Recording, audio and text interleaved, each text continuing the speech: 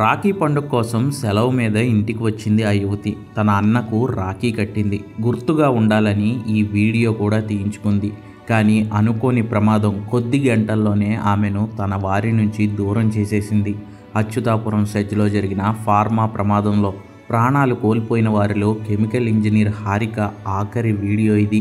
Kakinada rural వలసపాకకు చెందిన Challapalli Harika chemical engineering పూర్తి చేసి ఏడాది నుంచి ఎసెన్షియా ఫార్మాలో జూనియర్ ఇంజనీర్గా పనిచేస్తున్నారు. 4 రోజుల క్రితం రాఖీ పండుగ కోసం తన ఇంటికి వచ్చి సోదరుడికి రాఖీ కట్టారు. కుటుంబ సభ్యులు 2 రోజులు ఉండి వెళ్లాలని కోరినా సెలవు కుదరకపోవడంతో తిరిగి వెళ్లాల్సి వచ్చింది.